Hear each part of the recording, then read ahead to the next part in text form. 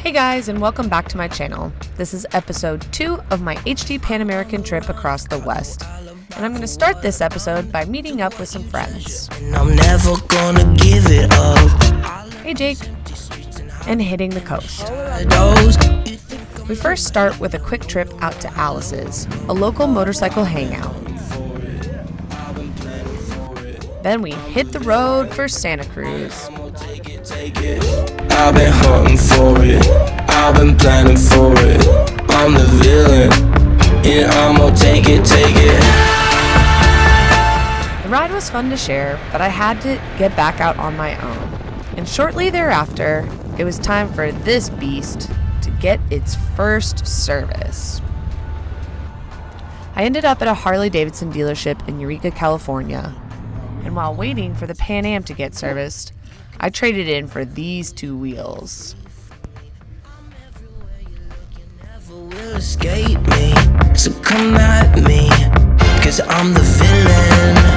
I've been hunting for it, I've been planning for it.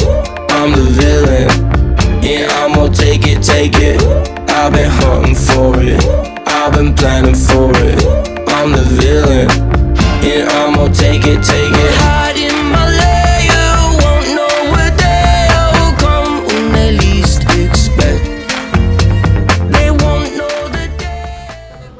After getting stuck in Eureka for a couple days and getting some work done, I was pretty much over the downtime and ready to get back on the road.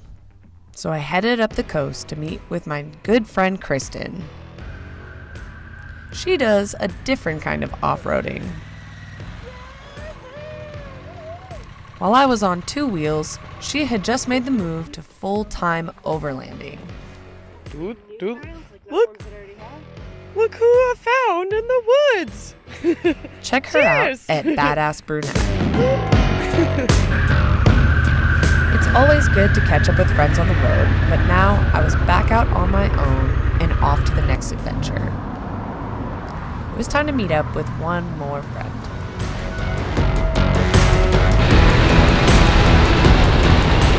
I was heading to my next destination, but I got super distracted by this huge OHV area. First, I decided to unload because I really wanted to get to play around on the Pan America. This was the perfect setting for me to really play in the dirt. A journey through the darkness. At this point, I really hadn't done too much off-roading with the Pan Am, and this was super fun to rip around this little play area. Like tattoos, every single break and bruise, so I know what the cost is. I'll go through anything to get where I wanna be. Nothing you throw at me gonna knock me off of my feet. It might take everything. As fun as it was, I was burning daylight and having way too much fun. And you're gonna have to go through me. I needed to pack up and hit the road to find a camp spot for the night. So I just pulled off on the side of the road. Some people ask me if I ever get scared camping alone like this. But honestly, when you have a tent and a kick-ass motorcycle parked next to it, people tend to leave you alone. They tell me you can never fall, but I don't really buy it. This was my setup for the night, and I woke up bright and early to hit the road to Idaho. I had another friend that I wanted to meet up with. Everyone, meet Thomas. Thomas is one of my favorite friends from the road, and we've gotten to ride together a lot. This was just another adventure we got to share together, and he was no stranger to the dirt either. We ended up taking our bikes to Craters of the Moon, which is a really cool park to kind of blow through, see volcanic rocks. We were super stoked to meet some new friends along the way.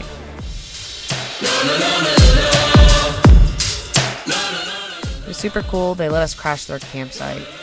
And this is one of the things I love about the motorcycle community, is you make friends super easy.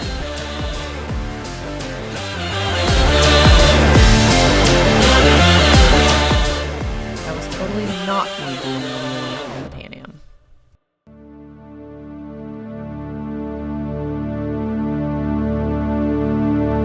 There's a fire inside and I just can't hide it. There's a fire inside and I just can't fight it.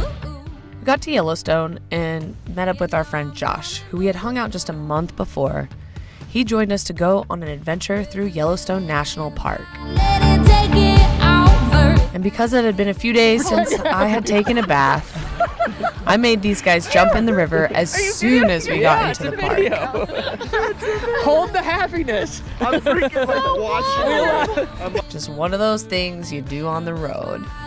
Washed by the water. This was my first time in Yellowstone, and little did I know it would be the first of 3 that summer. Out of the ashes are rising like a phoenix. After our quick freshen up, we had to stop at Old Faithful.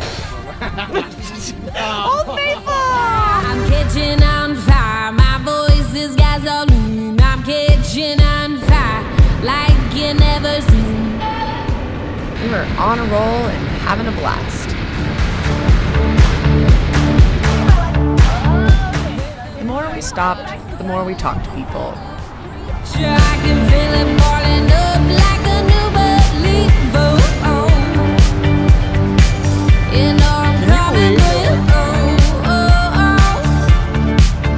I was born in the river and the river was wild. Washed by the water, I've been baptized.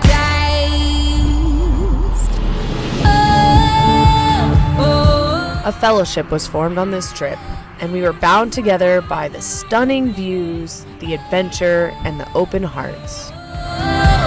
If you try to hold me back, you better believe that I'm catching on fire. Just as the sun was setting, we rolled up to our next campsite. And much like Craters of the Moon, we ended up crashing someone else's campsite again. But motorcycle friends are the best, and the guy was super chill with us joining him for the night. Catching on fire, my voice is gasoline. I'm catching on fire like you never seen. I'm catching on fire, my voice is gasoline. I'm catching on fire like you never seen. I'm catching on Even though we were eaten alive by mosquitoes, this was an awesome place to set up. like you never seen. I'm catching on fire, my voice is gasoline. I'm catching on fire like you never seen. The next day, Thomas and I continued on as we parted ways with our friend Josh. We were heading to Sheridan, Wyoming, where I was going to get to meet the Go Fast guys and work a little bit on the content I had created so far for Harley-Davidson. What I didn't expect was how beautiful and diverse the scenery was as we crossed Wyoming. But the weather didn't really want to hold up for us. What I love about this bike is it has different modes. So I quickly popped it into rain mode and was blown away by how the bike handles.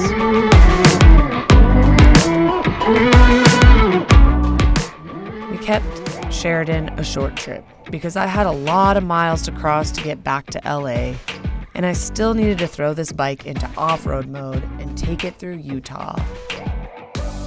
So it was so long, Thomas, and I was off to Buckhorn Wash.